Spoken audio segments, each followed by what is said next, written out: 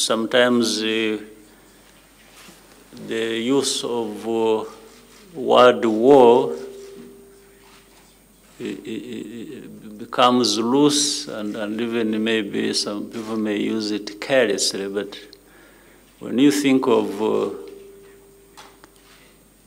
what that means in terms of lives and other things wasted, it's not the first or even the second or third thing you come to. I think that in my world, in my understanding, is something that comes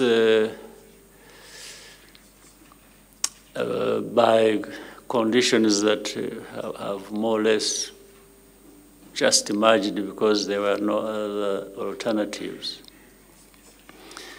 And to assure you, as you also said, referred to the Nyungwe situation. Probably those who have been behind that have been actually having in mind to provoke a war in which, for them, they mistakenly think they would benefit in terms of saying, you see, this is the problem. The problem is not the other one we had before the war. And this is the way we read it. We read it as provocations and things so that someone may want to provoke you into a situation so that you look the same.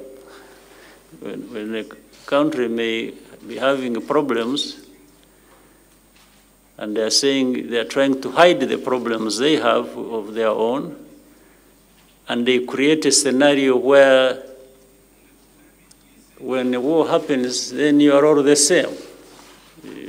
So manage to hide. So we refused to be provoked into that situation, and we kept communicating to the people that, and to others, that we will manage these problems as they cross our border. We are not thinking about crossing a border. So war can only happen, in our case specifically, on our territory, if somebody creates a war here. That is, but we are not thinking of creating a war outside of our place. This is what I was saying was a kind of warning to people, one, who think about war, secondly, who think about war on our territory.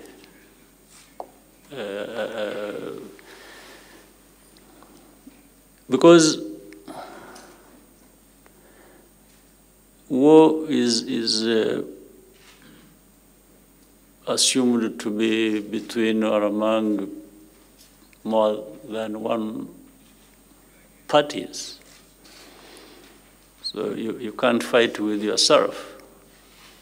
But you can't also determine what somebody else is thinking about doing against you.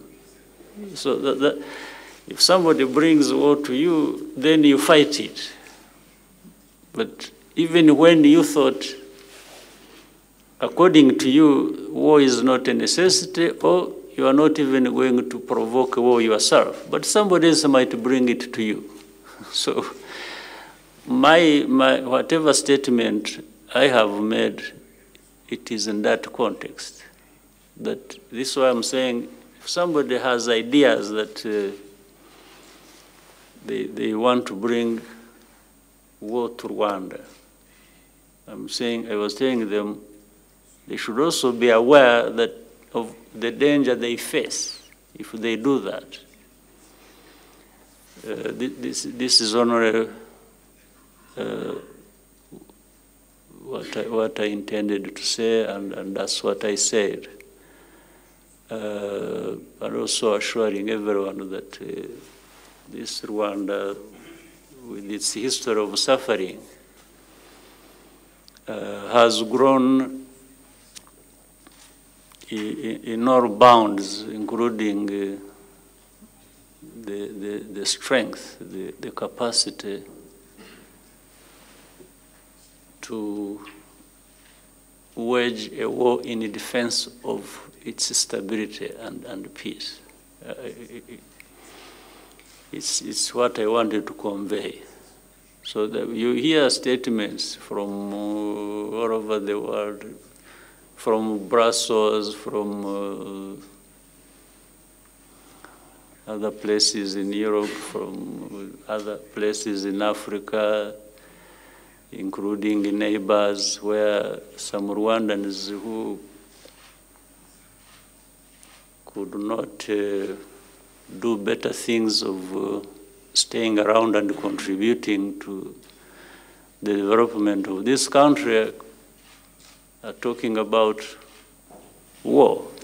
Even in that situation of Nyungwe you mentioned, I just want to tell you that